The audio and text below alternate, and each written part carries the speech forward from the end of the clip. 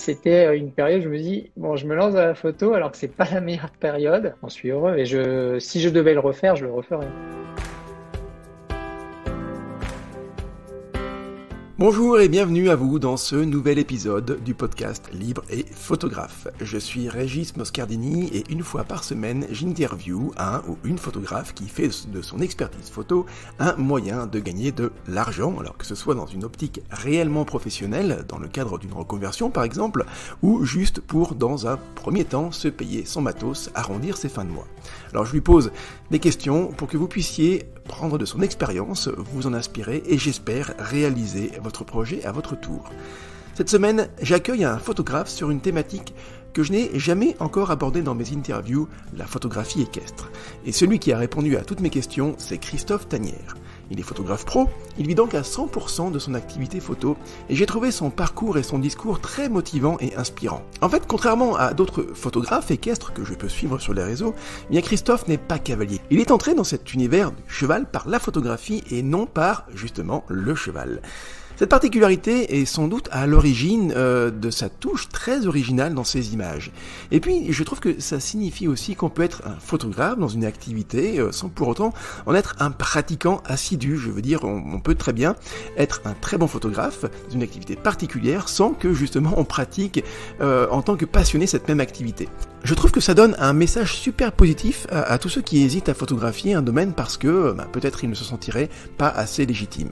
Alors avec Christophe, on a abordé des sujets comme l'événement qui l'a amené vers la photographie équestre, son approche si spéciale de ce genre photographique, la raison pour laquelle il préfère les photographies d'ambiance, du paddock comme il l'appelle, aux photographies d'action, les différentes façons qui lui permettent aujourd'hui de tirer son revenu de la photographie, quelques conseils techniques de photographie équestre. Vous pouvez retrouver directement dans la description du podcast les liens pour accéder au site internet et au compte Instagram de Christophe. Et comme pour tous mes invités, je le dis à chaque fois mais je le pense vraiment, je ne peux que vous conseiller de vous abonner et de suivre le travail de Christophe. Il est temps à présent de vous laisser en compagnie de Christophe et de vous souhaiter une excellente écoute. Salut Christophe. Salut Régis, ça va? Ouais, très très bien, je suis ravi de t'accueillir. Tiens, dis-nous, tu es où là, actuellement là? Tu nous appelles d'où? Là, je suis rentré en France. Ça y est, chez moi, 9 degrés, 9-10 degrés. Et puis, alors là, la météo, ça va. C'est pas, ça se maintient, soleil, nuages, mais Et tu es où en France alors? basé à côté de Chantilly. Donc, Ok. je suis à quoi, 7-8 km de Chantilly, pour ceux qui connaissent un peu, dans Alors, l'Oise. ouais, Chantilly est quand même je sais pas si c'est le fief ou c'est quand même un endroit connu justement pour le sport équestre, il me semble, non, Chantilly, hein? Oui, beaucoup pour les Ouais, courses. ouais, c'est Oui, ça, voilà, ouais, oui. ouais, exact. Il n'y a Avec pas que là, mais l'hippodrome, d'accord. le château, les grandes écuries aussi. Tu as la matière à travailler juste à côté de chez toi, quoi. Ouais. Ok, bon, on va en parler, ça fait partie des questions que j'ai envie de te poser. Bon, la première, elle est classique, c'est un petit peu le rituel, mais voilà, juste en quelques mots, je voudrais que tu te présentes, s'il te plaît, Christophe. D'accord, donc je m'appelle Christophe Tanière, je suis photographe professionnel. J'ai démarré la photographie en tant qu'amateur en 2000, Ouais, avec d'accord. un boîtier argentique encore à l'époque. Et je suis passé professionnel en 2010, et depuis, voilà, j'en vis. Est-ce que tu peux déjà nous dire si on dit photographie équestre, photographie de cheval ou photographie équine? Alors je me suis renseigné. Donc quand on dit équin, équine, c'est tout ce qui se rapporte en fait au cheval en lui-même. D'accord? Et équestre, c'est ce qui est les activités, c'est-à-dire où intervient l'homme avec le cheval. Donc plutôt équestre. Oui. Après, Ok. ça se dit, hein, photographe équin, et dans ces cas-là, on peut photographier le cheval sans l'intervention, enfin sans que l'homme soit présent sur la photo, par exemple. D'accord, Mais d'accord. en général, on dit plutôt photographe équestre. Bon bah voilà, une espèce de petit mystère levé là. Non mais on se couchera moins bête ce soir tous, ça c'est cool. Comment, alors tu as dit en 2010, hein, la photographie est entrée dans ta vie. Justement, elle est entrée comment? Comment ça s'est passé cette entrée dans le monde de la photographie? Alors, c'était en 2000. 2000, pardon, en 2000. 2010 c'est professionnalisation, voilà, en 2000. En fait, c'est une amie à moi qui a dit pourquoi tu te lancerais pas dans la photographie, je pense que tu as quelque chose. Et bon, à l'époque, voilà, on a un boîtier, on touche à tout, on fait un peu de tout, on photographie une fleur, un enfant, un paysage, enfin tout ce qui tombe sous la main. Et au fur et à mesure, on va vers des domaines qui nous plaisent. Donc pendant une bonne dizaine d'années, je me suis entraîné, enfin, je sais pas si c'est le mot que je devrais employer, mais j'ai développé en fait mon œil et ma culture photographique en ne sachant pas trop quoi faire parce que j'avais pas vraiment un intérêt plus pour un domaine qu'un autre. Et un beau jour, j'ai une amie à moi qui me dit, tiens, j'ai 2 chevaux, est-ce que ça te dirait pas de les photographier? Je lui ai dit, ouais, mais je dis, tu sais, moi, je connais pas du tout le cheval, pas du tout mon truc. Je dis, je sais pas quoi faire. Donc, on est allé voir ses chevaux, enfin, c'est des poneys. Et en fait, ben, je sais pas. Il y a eu une connexion avec l'animal, il y a eu quelque chose. Est-ce que tu crois que ça aurait été n'importe quel cheval, tu aurais eu cette connexion-là, ou peut-être que ça a été avec ce cheval-là en particulier, ou un de ces deux chevaux, qui s'est passé un truc et du coup ça a vraiment déclenché chez toi quelque chose de particulier avec les chevaux? Là, en l'occurrence, c'était avec les 2 chevaux parce que j'en avais pas vu d'autres. J'avais jamais fait de photographie de chevaux avant. Voilà, donc c'est plutôt oui, vraiment avec ces 2 chevaux-là.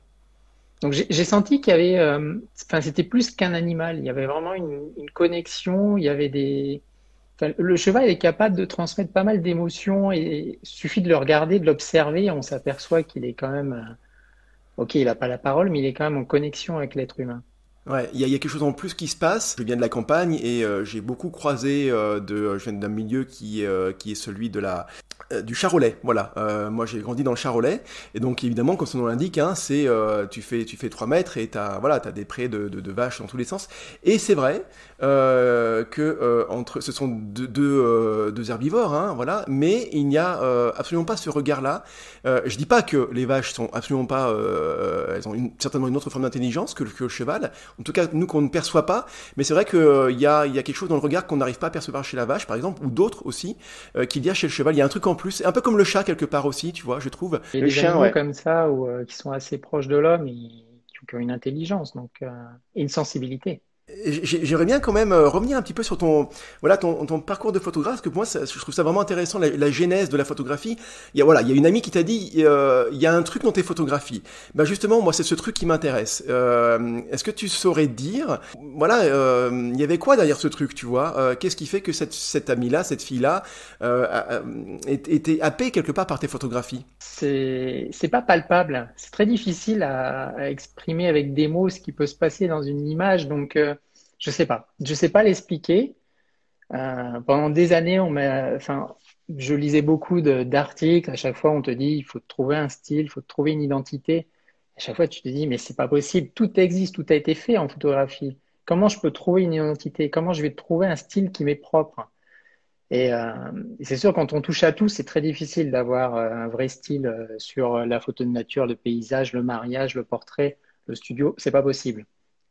Donc, c'est vrai que le cheval est arrivé vraiment au bon moment et ça m'a vraiment permis dans ce domaine de la photographie équestre, de trouver une identité qui est aujourd'hui, ben, donc, tu vois bien mes photos sur mon Instagram. Mais au départ, oui, c'est pas évident. Mm. C'est pas évident. Enfin, je me souviens, on est un peu comme tous les photographes qui démarrent. On a un sac à dos avec 6 boîtiers, 15 objectifs. On veut tout faire, on veut tout acheter. Et au final, on s'aperçoit que, enfin, aujourd'hui, j'en suis, ok, j'ai 2 boîtiers parce qu'on ne sait jamais s'il arrive quelque chose. J'ai toujours un deuxième boîtier de secours. J'utilise quand même les deux. Mais après, j'ai que 3 optiques. J'utilise vraiment peu de choses. Donc, oui, en fait, c'est un long travail. C'est vrai que ça se fait Ouais. pas aujourd'hui, tout va vite, hein. On voit bien, on fait une photo directe, hop, on met sur Instagram, on poste, on communique.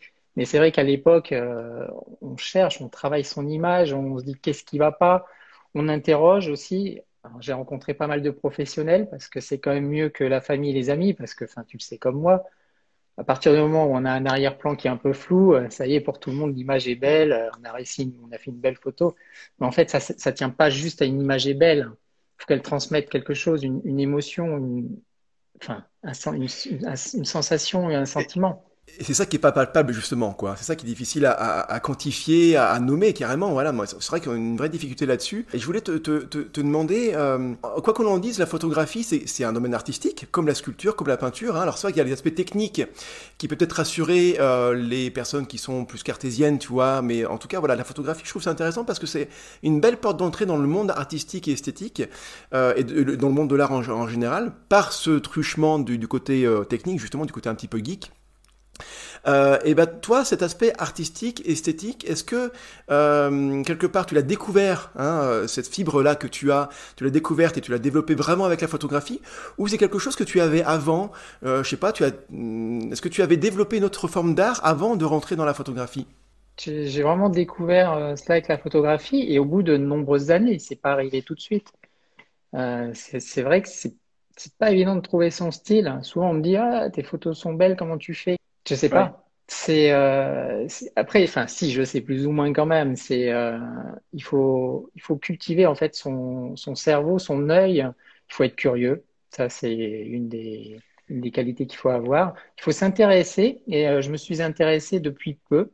Enfin, ça fait quelques années, lors d'un workshop, on m'a dit, la photographie, c'est aussi la peinture. Et en fait, c'est vrai que quand on regarde les peintres, les peintures qui existent autour, on en apprend beaucoup sur une peinture et comment le peintre a peint ceci, comment il a fait cela, pourquoi il y a telle lumière à tel endroit. Et en fait, il y a pas de hasard dans le sens, il y a quand même une technicité, mais après, il y a une sensation, il y a quelque chose. Donc, la peinture aide beaucoup.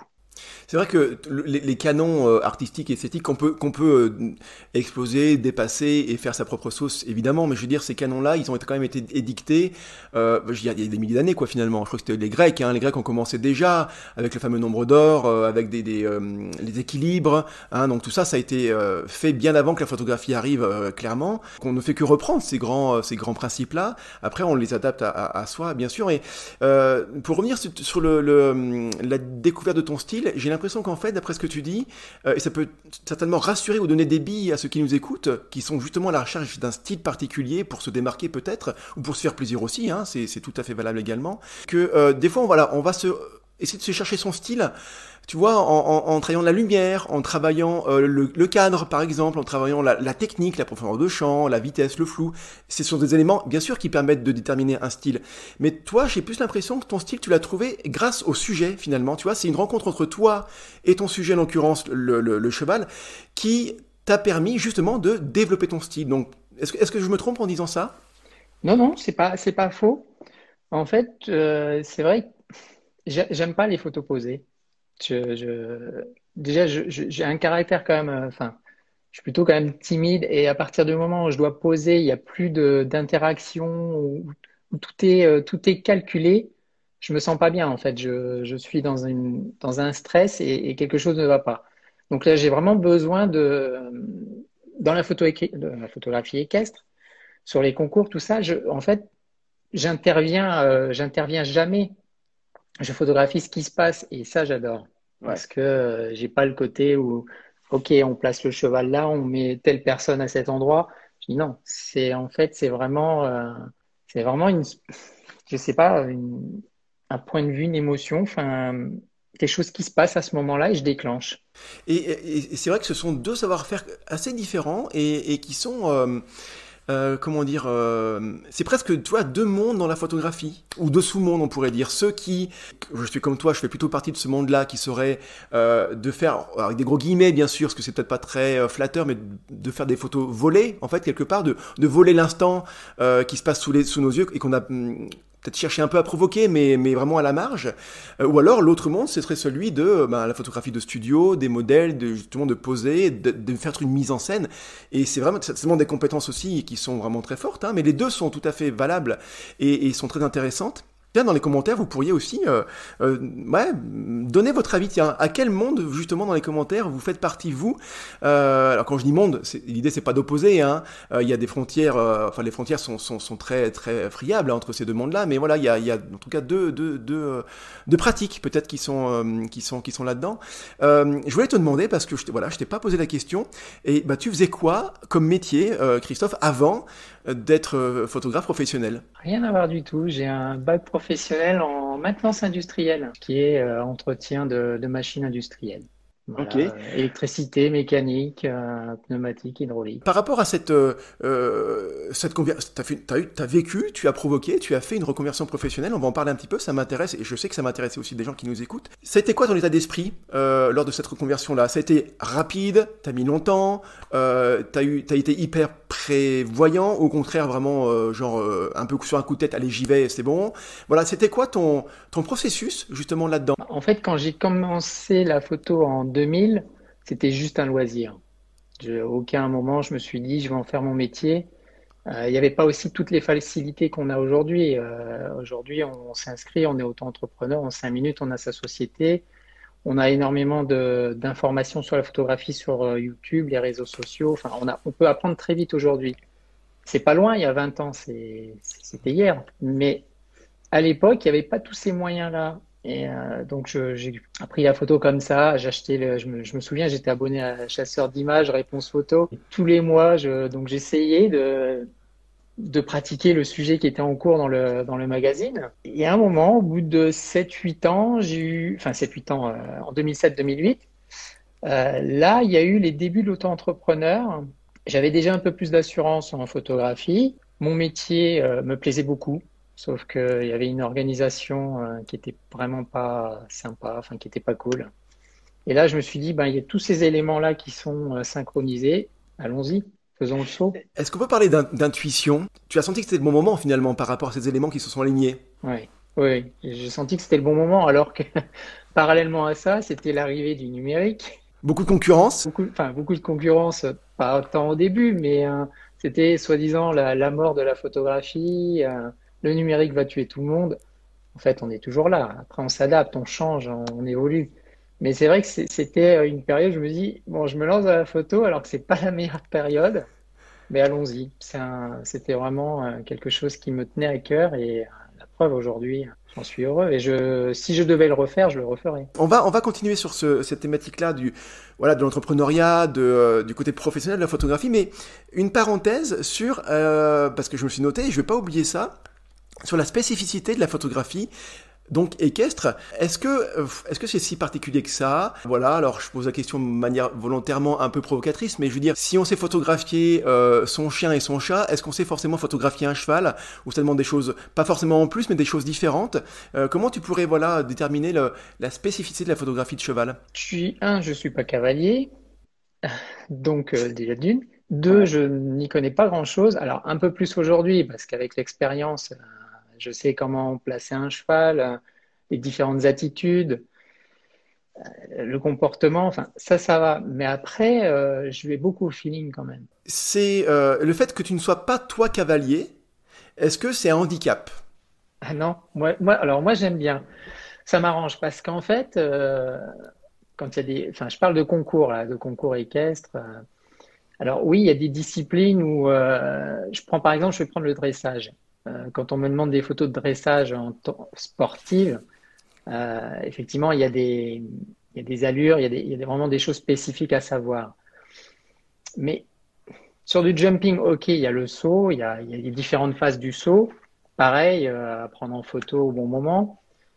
Mais en fait, si j'en sais trop, après, j'ai l'impression que moi, hein, personnellement, ça va me bloquer dans le sens créatif en me disant, ah non, celle-là, je vais pas la prendre parce que là, le cheval, il est dans une position où ça va pas être bien. Donc, j'y vais vraiment au feeling. Alors après, oui, il y a des choses qui sont vraiment pas jolies à montrer, mais ça marche quand même beaucoup au feeling. La photographie équestre, c'est très large. Quel type de discipline justement là-dedans, ouais? Bah, le plus connu, c'est le jumping, hein, donc saut Ok. d'obstacle, hein. Après, il y a le dressage, il y a la voltige, il y a l'équitation de travail, il y a le complet, il y en a plein. Mais c'est vrai que les principales sont le saut d'obstacle et le dressage. On n'en a pas parlé, hein, en fait, quand on parle de concours équestre. En fait, moi, je fais pas tout ce qui est partie sportive. Ce que j'adore, ce que j'aime, c'est tout ce qu'il y a, toute la vie qu'il y a autour du sport, en fait. Parce que avant que le cheval fasse son parcours, il y a un moment où il travaille, où le cavalier travaille son cheval au paddock. Et c'est ces endroits-là où il se passe énormément de choses. Il y a des connexions entre le groom, c'est la personne qui s'occupe du cheval quand le cavalier ne monte pas.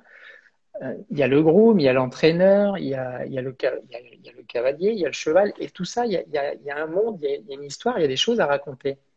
Et c'est ça que j'ai voulu quand j'ai commencé en 2010. J'avais fait mon premier concours en 2010, mon premier concours à Chantilly.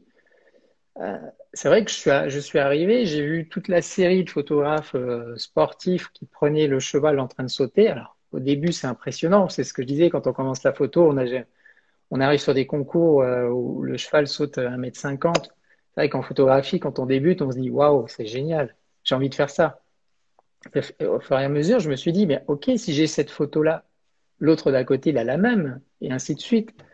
Et là, je me suis dirigé vers le paddock. Alors, c'était les débuts de Facebook. Enfin, c'était pas encore, il y avait pas tellement d'activité. Instagram, je sais pas si en 2010, oui, je pense que ça existait déjà. Et c'est vrai que moi, je me suis plutôt dirigé vers tout ce qui était paddock. Et là, je me suis retrouvé dans un milieu qui me plaît. Dans le côté, voilà, montrer ce qui se passe autour. Une ambiance très particulière, les odeurs, j'imagine. Alors tu peux pas le mettre en photographie, mais les sons, les bruits, les odeurs, le visuel bien sûr, la poussière, c'est toutes ces choses-là que qui sont que tu essaies de retranscrire à travers ta photographie. Est-ce qu'il faut des autorisations spéciales pour justement être proche comme ça des parcours, mais aussi du paddock, des participants? Oui, pour des concours internationaux, oui, il faut des accréditations. Effectivement, on rentre pas comme cela, mais après, les concours régionaux ou dans le secteur, non, on peut y aller librement. Tout le monde peut faire des photos.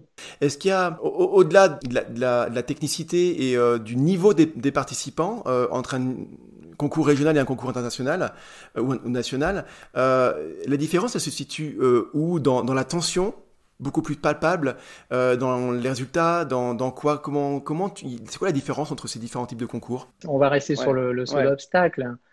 Bah, déjà, la hauteur des sauts sont différentes entre l'amateur qui va sauter 80, 90, 1 mètre, et après le professionnel au haut niveau, là où c'est 1,50 m, c'est déjà pas la même tension et c'est pas les mêmes enjeux non plus. Après, pour moi, en tant que photographe, j'y retrouve le même plaisir. Parce que le cheval reste un cheval, le cavalier reste un cavalier. Enfin, tout ce qui est autour, moi, ça ne change pas. Après, oui, ok. Souvent, on me dit, tu fais des gros concours, les chevaux sont magnifiques. Certes, peut-être, mais après, je veux dire, le caractère, je veux dire, le cheval en lui-même, ça reste un cheval à la base, hein. Donc, j'y retrouve le même plaisir que je sois sur un petit niveau ou à un grand niveau. Ouais, et puis la déception d'avoir, je sais pas, fait tomber un truc, la joie, tout ça, évidemment, ça reste très fort, peu importe le niveau dans lequel tu pratiques. Quand on se retrouve dans des endroits où il y a des milliers de personnes dans le public, il y a une vraie tension quand on arrive sur le haut niveau et c'est la dernière épreuve, le grand concours. Oui, là, il y a une vraie tension. C'est sûr que bon, enfin, ça, on n'en a pas parlé, mais c'est vrai que j'ai la même pression, en fait. Enfin, on ressent la même pression que le cavalier qui va faire son tour et c'est progressif en plus. C'est vraiment, enfin, faut le vivre. Allez, encore un tout petit point sur le côté vraiment purement photographie de cheval, alors, équestre donc. Allez, là bien sûr que ça dépend complètement du rendu que tu vas avoir, de l'image finale que tu souhaites avoir, mais on va dire sur une photographie classique, figer le mouvement, figer un saut par exemple. Allez, quel réglage tu vas utiliser, quel matériel plutôt, voilà, quel objectif et quel réglage tu vas utiliser, mais juste pour ce type de photographie-là, très classique, hein. Magnifique. Toi, qu'est-ce que tu vas faire pour avoir une photographie propre, on va dire? Je vais prendre des conditions idéales. Extérieures, parce qu'il y a des concours en intérieur, hein. On va prendre conditions idéales, extérieures, ciel comme on a aujourd'hui, assez lumineux, minimum 1 millième, je dirais. Après, l'ouverture, ben, tout dépend d'où est l'obstacle. S'il est loin ou pas, je veux dire, je me mettrais 6,3, moi. Et après, ben, la sensibilité, ça dépend. Là, je dirais ISO 200. Ouais, ça dépend de la lumière. Pour rester à ton 1 millième, voilà, pour rester à ton 1 millième, au moins tu vas jouer sur la sensibilité, quoi. Voilà, si je devais vraiment figer le mouvement, minimum 1 millième, ouais. Autofocus, comment ça se gère là-dessus d'ailleurs? Tu fais le point sur quoi? J'ai fait pas beaucoup de sportifs. J'ai des retours de photographes sportifs, hein, qui font déjà le mise au point manuel. En fait, ils se mettent sur la barre, ils désactivent, ils restent en manuel. Donc, ils savent qu'à ce moment-là, quand le cheval va passer au bon moment, il déclenche, c'est net. Après, il y en a qui vont rester avec l'autofocus, qui vont suivre le cheval. C'est D'accord. pas du tout un domaine que j'aime déjà d'une et que je vais maîtriser. Donc toi, clairement, voilà, mais en même temps, ces questions sont aussi là pour te comprendre. Tu peux le faire, bien sûr, et j'imagine que tu peux le faire, mais tu es beaucoup plus sur l'aspect, tu l'as très bien dit, mais du coup maintenant je le comprends, il me faut un petit peu de temps, mais tu es sur Le backstage, en fait. Exactement, c'est ça, voilà, voilà, tout ce qui est autour, ok, je comprends. Alors bah tiens, alors du coup je te repose la question sur ça, je sais pas, tu voudrais mettre, bon voilà, ça dépend, tu es très dans le feeling, donc c'est dur de t'imposer quelque part une scène comme ça, Pas de mais réglage. il n'y a pas de réglage, voilà, c'est ça, il n'y a pas de réglage vraiment... Non, il n'y a pas. prévu, quoi. Ouais. Je sais pas si tu as déjà eu le coup, mais je sais qu'il y a une époque, quand j'étais sur des forums, souvent on me dit, c'est quoi tes réglages? Mm. Ok, je peux te donner mon réglage, mais ça va te servir à quoi? À rien du tout. Parce qu'en fait, c'est en fonction de la lumière, en fonction de... Alors, j'ai un mot que j'ai pas sorti tout à l'heure, mais en fait, avant même de déclencher, quand tu arrives sur un concours, si tu mets directement le boîtier à l'œil, c'est mort. Donc, je pense qu'il faut... Moi, comment je travaille, c'est ça, c'est que j'arrive, j'observe comment ça se passe, qui est qui et qui est avec qui. Là, je regarde la lumière, je me place à différents endroits, j'essaie de faire attention à moi, parce qu'on a beau dire, mais ça reste un cheval, ça fait quand même dans les 600 kilos, voire plus. Donc, Et c'est puissant. ça peut être, et puis ça peut avoir des réactions. Il peut être très calme et tout d'un coup, tu sais pas ce qui se passe. Il bouge, il vient, il peut arriver à un truc où il a une peur. Donc, faut faire très attention à soi, toujours regarder autour. Et donc, une fois que j'ai trouvé mon emplacement, le sujet que j'ai envie de photographier, là, je commence à me dire, bon, quel réglage je vais mettre? Qu'est-ce que je veux montrer? Ça peut arriver que je fasse des contre-jours où là, j'ai juste envie de montrer la silhouette du cavalier avec le cheval, parce qu'il y a un vrai contraste. Après, quand il n'y en a pas, ben, je pars plutôt sur l'émotion. J'attends, je me dis, il va se passer quelque chose. Peut-être que le cavalier va juste faire une petite caresse sur le cheval. Mais c'est un moment faut tout le temps rester concentré. Combien de fois parce qu'aujourd'hui, on a des appareils photo. Moi, c'est les mirrorless. Donc effectivement, silencieux. Enfin, quand on veut contrôler sa photo, on check, mais en regardant dans le viseur. Et ne serait-ce mais une demi-seconde, tu checkes ta photo, il se passe quelque chose. Ouais. Et c'est trop tard, c'est pas un moment posé, donc tu peux pas dire, vous pouvez me le refaire, et même s'il me le refaisait, ce sera pas pareil. C'est vrai. Donc c'est vraiment, il faut tout le temps rester concentré. Tu vois, en fait, quand tu as dit j'arrive, j'observe, ça m'a fait penser instinctivement à Vincent Munier, qui est, voilà, je sais pas si tu connais. Je l'adore, voilà. j'ai tous Et voilà. ses livres. Et exactement, un photographe qui est connu au-delà du monde de la photographie animalière et au-delà du monde de la photographie aussi, et tant mieux d'ailleurs pour la photographie en général. Et j'étais dans un reportage lors de sa, j'allais dire sortie, comme si c'était une demi-journée, lors de son expédition, je sais pas, dans l'Antarctique, enfin en tout cas dans le Grand Nord. Et il disait quand il arrive à un endroit, mais peu importe l'endroit, hein, ça peut être chez lui, dans les Vosges ou ailleurs, un truc inconnu. Et d'autant plus si c'est inconnu, il dit qu'il ne photographie pas pendant 2-3 jours. Je trouve que ça, c'est peut-être une des choses les plus dures à faire en tant que photographe, c'est de se forcer à ne pas photographier. Parce on a envie, quoi. Tu vois, il se passe un truc, tu veux, quelque part, tu veux pas louper ce moment parce que peut-être qu'il se reproduira pas. Et effectivement, tu vas passer à côté de ce que toi tu appelles cette ambiance globale, ce backstage-là, qui est fait d'ambiance globale, mais aussi de plein de petits détails. Et si t'es pas attentif à ça, quelque part, tu vas passer à côté de plein de choses. Donc, se forcer, comme tu dis, à ne pas photographier, et ce qui est pas évident à faire. Pas évident. C'est comme, là, on parle de photographie, c'est comme prendre des rafales de photos, ça a enfin, pour moi, ça n'a aucun intérêt. C'est plus le vue par vue que me retrouver avec 10 000 photos après à trier. Parce qu'en fait, on parle toujours de l'intention, c'est qu'est-ce qu'on veut montrer, quel message on veut porter. Donc, si on photographie en se disant, bon, ok, c'est cool, j'ai un cheval, c'est bien, je trouve ça joli, mais si on ne sait pas dire pourquoi on trouve ça joli, qu'est-ce qu'on a voulu montrer comme message? Enfin, pour moi, c'est pas une photo réussie. Il faut prendre le temps, mais on vit dans un monde où il faut toujours plus vite. Alors, quand je t'ai appelé la semaine dernière pour caler cette interview, tu étais aux USA. Et j'aimerais faire en parler un peu parce que cette culture américaine dans le business, je la connais un petit peu, mais je la connais beaucoup moins dans la photographie, tu vois.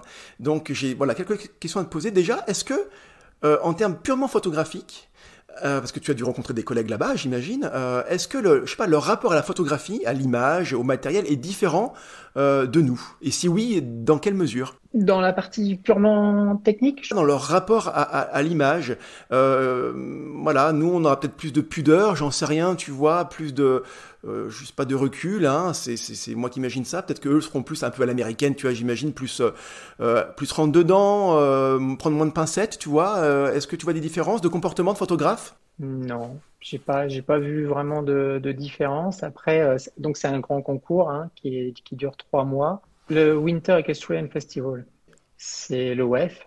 Donc c'est en Floride et c'est à Wellington. Ça dure 3 mois. Après, oui, il y a d'autres photographes. Après, non, j'ai pas vu de différence. Enfin, après, j'observe pas non plus qui travaille comment. Mais non, après, chacun fait son travail, mais il n'y a pas le côté extravagant, peut-être, je sais pas. On va tranquillement aller sur le côté business, justement, une petite transition, tu vois, mais je pense que finalement la transition sur l'aspect business en partant des USA est plutôt pas mal, parce que on sait, hein, en termes de business, de rapport à l'argent, c'est complètement décomplexé là-bas. Euh, je sais pas, ma première question, ce serait celle justement qu'est-ce qui fait que toi, tu es allé là-bas, parce tu es plus payé, il y a plus d'argent, il y a plus de contrats à faire, comment ça se passe? En fait, comment je suis arrivé à Wellington, j'ai un collègue en France que j'ai rencontré qui, lui, vit là-bas, justement à Wellington. Et un beau jour, en discutant avec lui, lui fait tout ce qui est photographie sportive. Et il y a 3 ans, il me dit, ça te dirait de venir faire tout ce qui est backstage. Et voilà comment on en est arrivé à un partenariat comme cela. En gros, c'est quoi le business model? Donc la question est toute simple, hein. Est-ce que tu vis de ces séances photo backstage? En fait, moi, je fais les photos, je les édite, je les mets sur le serveur du photographe. Et après, c'est les Américains, enfin les Américains, les clients qui vont checker en ligne et qu'ils achètent en ligne. Ce qui se passe, c'est que c'est vrai que faut être très rapide. Plus on est rapide, plus c'est posté rapidement et plus on vend parce qu'en fait, les gens, ce qu'ils veulent aujourd'hui, le cavalier, je prends un exemple concret, le jeune cavalier qui a fait son tour, il a vu que j'étais là, il y a une super photo d'ambiance. Lui, ce qu'il veut, c'est communiquer rapidement. Donc, plus c'est mis en ligne rapidement, plus il va acheter. Enfin, là, si on parle du backstage, donc par mois, par Ouais, exemple, donc il va sur le site de Sportphoto. ok. Il cherche par son numéro parce qu'ils ont tous des numéros hein, sur eux, donc numéro de dossard, ou alors le nom du cheval ou du cavalier, et il retrouve ses photos de la journée. Donc c'est vrai que plus c'est mis rapidement, plus ça se vend aussi. Donc D'accord. Est-ce qu'en France, il y a aussi ce type-là, est-ce qu'il y a aussi ce système-là de plateforme, un concours, je sais pas, national par exemple, est-ce on va avoir cette plateforme-là, par exemple, où les gens, les participants vont venir prendre leur photographie, enfin la payer en tout cas? beaucoup dans la partie sportive. Si on prend la partie sportive, oui, oui, effectivement. Après, mon confrère qui est en Amérique, il a aussi l'activité pareille en France pour les grands concours. Maintenant, tout ce qui est concours régionaux et tout ça, je ne sais pas trop. Je sais qu'il en existe hein, par région. Il y a des photographes qui pratiquent ça, qui vont toutes les semaines sur les concours, qui photographient tous les cavaliers, qui mettent en ligne leurs photos. Donc, mais on parle sur la partie sportive. Après, en D'accord. backstage, c'est un peu plus rare. Réussir à identifier quand même sa photographie avec le cavalier et tout ça rapidement, que tout ça se soit mis en ligne. Et, ça, parce qu'il y a la partie photo, mais il y a aussi la partie de travail derrière, off, qui est grande. J'imagine que c'est pas ta seule source de revenus, ce système-là, en tout cas pour Wellington, hein, c'est un cas, j'ai l'impression un petit peu à part. Quelle est ton autre source de revenus? Après, alors, en fait, c'est composé de plusieurs clients. Hein, on peut pas. Je suis missionné par la FEI, Fédération équestre Fédération. internationale. Oui, c'est Ok, vrai. Tout le monde d'accord. n'est pas dans le milieu du cheval. Donc, c'est la Fédération équestre internationale que j'ai rencontrée il y a 5 ans. En fait, j'ai fait ma première mission il y a 5 ans pour eux et depuis, ben, j'en fais régulièrement. Pour tout ce qui est partie backstage aussi. Alors, de temps en temps, un peu sportive, mais c'est vraiment pas le cœur de l'activité. Après, c'est peut-être des clients privés qui ont vu mon travail, qui ont un cheval et qui veulent faire des photos C'est ça. avec leurs chevaux. Ok. Après, ça peut être des marques, ça peut être des entraîneurs, parce qu'on parlait, on en vient justement à Chantilly, donc ça peut être des entraîneurs. C'est tellement diversifié, c'est large. En fait, c'est tout ce qui est dans l'univers du cheval. C'est 80% de mon activité. Après, il y a les 20%, ça peut être du mariage, du portrait d'entreprise, du reportage d'entreprise. Je fais D'accord, pas de studio. d'accord. Je pourrais, mais c'est vraiment pas. C'est ce que je disais tout à l'heure. Je me sens pas à l'aise et c'est pas mon. On va dire, c'est pas mon dada. Je vais pas jouer. C'est Bien trop vu, facile. bien vu. T'as attendu 45 minutes avant de la faire, c'est bien, hein? Et ouais, donc, mais j'ai l'impression que sur ces 20% restants, c'est plutôt des opportunités. C'est-à-dire qu'en gros, voilà, tu vas pas forcément aller chercher ce type d'activité, mais on peut te demander. Oui, et le problème, c'est que j'ai aussi l'image quand on va sur mon compte Instagram. C'est essentiellement du cheval, hein. Je ne veux pas faire de pub, mais t'as un très bonne formation justement sur Instagram et où tu en parles, où il faut trouver, je dirais, un peu sa niche. Et c'est vrai que j'ai essayé à un moment de mettre des photos de mariage sur mon Insta et je me suis dit, ah, mais là, du coup, ça colle pas du tout à ce que je présente et je vais perdre des gens. Et donc, je devrais pratiquement ouvrir un Instagram par discipline. C'est pas possible, ouais. Et c'est vrai que alors, dans le business, moi j'ai quand même plutôt tendance à dire, mais voilà, c'est une règle et comme toutes les règles, on peut la battre en brèche à volonté évidemment. Mais c'est plus simple, en tout cas quand on commence dans un business, de se focaliser, d'être focus sur un type de client précis, sur une cible précise. Et en l'occurrence, toi finalement, c'est pas le cas du tout parce que tu vas avoir des clients privés, voilà, des cavaliers privés, tu vas avoir la fédération, tu vas avoir des entraîneurs, tu vas avoir des marques, et ce sont des personnes qui ont des objectifs et des envies complètement différentes. Et la question qui me vient, c'est comment tu fais quelque part pour communiquer? Est-ce que tu te dis, parce que voilà, d'avoir plein de clients différents, ça complexifie la communication parce que tu sais que ben, un tel type de client, il a plutôt besoin d'entendre ça, l'autre type de client a plutôt besoin d'entendre une autre chose, et finalement, bah, tu vois, on peut faire des grands écarts, et c'est compliqué à gérer. Est-ce que tu as conscience de ça, ou alors tu vas justement, comme la photographie, au feeling, et puis viendra bien qui veut venir te voir pour te demander de travailler avec toi, quoi. Comment tu fais? Ça dépend. Après, si je prends l'exemple du shooting privé, c'est surtout pour avoir une photo souvenir avec son cheval, une interaction aussi, une interaction avec son cheval, parce qu'ils ont vu des photos de paddock, ils ont vu des photos de concours où ils se sont dit, ah là, il y a une vraie émotion dedans, moi je veux la même. Voilà, c'est souvent ça. Après, si je prends l'exemple d'une marque, ben, il y a quand même un brief, c'est assez défini. Ça peut être aussi une marque qui m'envoie sur un concours en me disant... allez, je vais prendre une exemple, les bombes que portent les cavaliers. Voilà, ça peut être une marque qui me dit, tiens, voilà, j'ai tel cavalier, il faudrait suivre tel cavalier, tu fais des photos d'ambiance et on va communiquer comme ça. Parce que de plus en plus aujourd'hui, je pense que les marques aiment bien communiquer et montrer des images prises sur le vif. Et de moins en moins de photos posées où le cavalier est là, il regarde directement dans l'objectif. Il y a eu un changement de culture peut-être, de rapport à l'image. Quelques années, ouais, ouais, Ouais, ouais. on veut vraiment, maintenant, on veut vraiment mettre le produit en valeur dans son environnement, plus que le montrer en simple détail. Ouais, et puis c'est aussi pour ça qu'on vient me voir. Souvent, on me dit, j'aime bien parce que c'est pas un style posé, c'est pris sur le vif, les photos sont, alors, des fois c'est en noir et blanc aussi, donc, Il y a un côté authentique que les marques recherchent peut-être aussi. ouais. De ce que je comprends, de ce que tu dis, c'est que tu es perçu aujourd'hui dans le milieu dans le milieu équestre comme, alors je dis pas le photographe à suivre, il y en a forcément d'autres, mais un photographe à qui on peut demander, enfin, tu t'es fait connaître comme un expert dans la photographie de backstage et d'ambiance, et les personnes qui veulent, et peu importe quel type de personnes qui veulent avoir ce genre de photographie-là, elles peuvent venir te voir. Tu t'es positionné comme ça en fait, et après limite, peu importe le type de client, c'est ça? Je pense que tu as tout résumé. Ah, mais ça Voilà. prend énormément de temps et ça en prendra encore. Je veux dire, puis j'ai remarqué aussi qu'en fonction des périodes, en fonction de l'âge, de tout, enfin, de l'avancement dans la vie, on n'a pas la même façon de photographier. Et peut-être que demain, je vais changer et que j'aurai une autre vision, je vais travailler différemment. Donc, aujourd'hui, voilà, j'ai ce style. Enfin, il suffit d'aller voir mon Instagram, vous voyez bien. Je fais beaucoup de noir et blanc. Alors, j'ai quand même eu des questions. Est-ce que tu prends des photos en couleur à la base? Oui. Ça n'arrive pas comme ça en noir et blanc.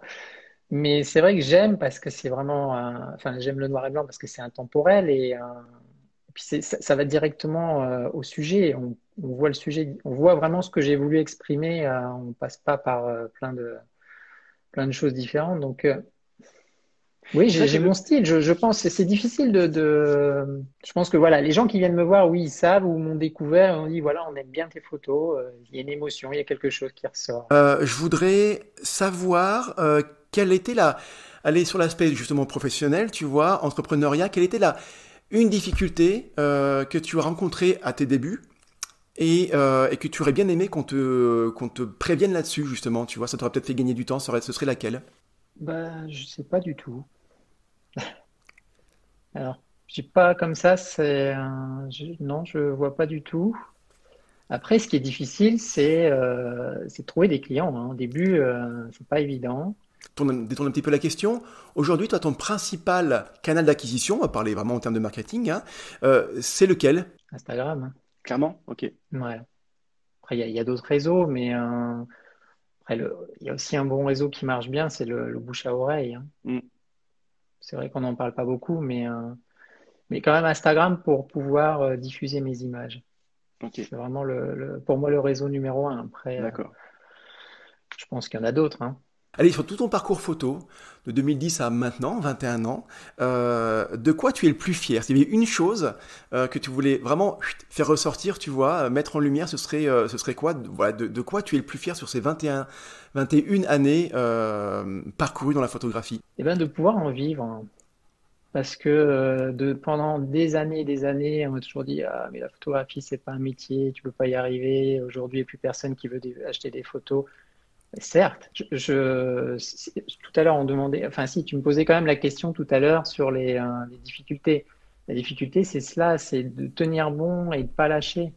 C'est pas évident, hein, parce que on est quand même nombreux sur le marché, et puis la photographie, c'est quand même, je veux dire, plus un loisir qu'un métier pour beaucoup de gens. En fait, ok, on peut prendre une photo, mais tout ce qu'il y a autour, la gestion de l'entreprise, quand il faut déclarer sa TVA, quand il faut faire son bilan, quand il faut chercher ses clients, enfin quand il va faire la prospection, ça représente beaucoup de temps et d'énergie. Et c'est vrai qu'on voit que la photo que je poste sur Instagram, donc oui, en être arrivé là et toujours photographe, donc voilà, j'en suis fier. Super. Et en plus, tu aimes ça, mais ça se sent dans ta façon de l'exprimer, évidemment, dans ta façon de partager ça. On sent cette énergie-là, cette passion. Une passion posée, tu vois. Une énergie posée. Et donc, ouais, bah, la réponse est... Faut aimer son métier, hein. C'est sûr que si on cherche à être riche dans la photographie, c'est pas, c'est pas ce qu'il faut rechercher en premier. Bah, ou alors, ou si on cherche, comment dire, cette fameuse semaine de 4 heures, tu sais, là, qui serait tu vois, alors, ce livre-là a ouvert, moi je l'ai pas lu en fait, hein, je pense que je suis peut-être un des rares entrepreneurs, entrepreneurs à ne pas avoir lu ce bouquin-là de Tim Ferriss, la semaine de 4 heures, mais il y a une espèce de mythe autour de ça. C'est pareil, hein, la photographie, si on se dit, ben, je vais quitter mon travail parce que comme ça, je ferai cette métier-là et j'aurai peut-être plus de temps pour photographier, il y a de grandes chances qu'on se trompe parce que on peut peut-être passer moins de temps photographier, justement, que quand on est amateur, et c'est pas le même rapport à la photographie, donc c'est autant de questions à se poser, mais c'est peut-être un autre sujet, un autre débat, et il y aurait évidemment beaucoup à dire là-dessus. Il y a Tonio Photographie qui demande... Alors, je la lis en même temps que toi, la question, Christophe. Donc pour vous deux, vous avez jamais eu peur que les photos ne plaisent pas aux clients? Ah tiens, ça c'est une bonne question là-dessus, Christophe. Est-ce que et mince, et si jamais ça plaisait pas? Et alors qu'on t'a payé pour ça, est-ce que tu as cette crainte-là? J'ai jamais eu ça en fait. Non, j'ai pas eu de photos qui ne plaisent pas parce que de toute façon, déjà le client a vu mon travail, donc s'il vient me voir, il sait plus ou moins comment je travaille et ce que je vais fournir. Sauf si c'est un client qui sait pas, il veut juste des photos, il a pas vu ce que je faisais. Ça peut ne pas lui plaire, mais enfin, pour moi, quand on va chercher un photographe, si demain je dois faire appel à un photographe, c'est parce que son travail m'interpelle. Donc soit il fait vraiment quelque chose qui me plaît pas, mais si son travail est cohérent sur sur plusieurs mois, plusieurs années, ça m'étonnerait que ça me plaise pas. Bah, c'est la réponse la plus simple et la plus logique qu'il y avait à faire. Et juste pour compléter un petit peu ce que tu viens de dire, et pour aider un peu Tonio, c'est que dans l'entrepreneuriat et dans le business, dans le commerce, si on communique de manière alignée avec ses propres valeurs, hein, en gros, si on parle des choses qui nous animent et qui nous passionnent, en l'occurrence la photographie, eh bien, il y a une espèce de truc un peu magique qui va se passer, c'est que tu vas attirer les clients qui te ressemble. Alors clairement, ça va faciliter la chose quand tu es photographe parce que les gens vont voir ton travail de photographe et s'ils aiment pas, ils vont pas te demander. S'ils aiment, ils vont te demander et il y a aucune raison qu'ils soient déçus. Mais au-delà de ça, il y a cette espèce un peu aimant, tu vois, qui va s'opérer, c'est que tu vas attirer des gens. Si tu es quelqu'un, je sais pas, de calme, de posé, de réfléchi, tu vas plutôt attirer des gens comme ça. Si tu es quelqu'un de speed, de clivant, même limite de clasher, tu vois, et ça peut être aussi, pourquoi pas ton fonds de commerce, tu vas plutôt attirer des gens comme ça. Ce qui paraît logique, mais c'est quand même la réalité du terrain.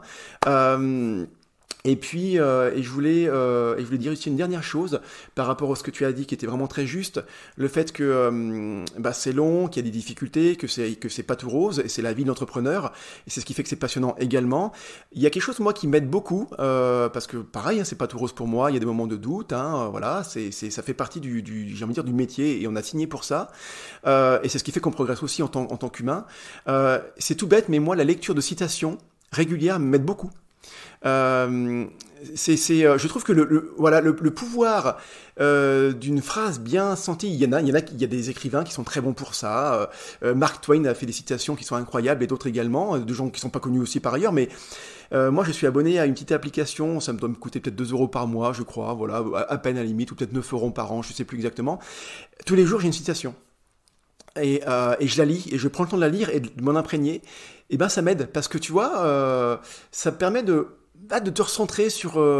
allez, t'as un petit peu l'imposteur qui revient, t'as un petit peu le doute qui revient, tu lis une citation bien sentie, bien écrite, plaf, ça te donne le coup de motivation qui va, hop, d'un coup de revers de main, tu vois, qui va faire partir ce syndrome d'imposteur qui peut tous nous toucher à un moment ou à un autre, donc ça, je trouve que ça m'aide beaucoup.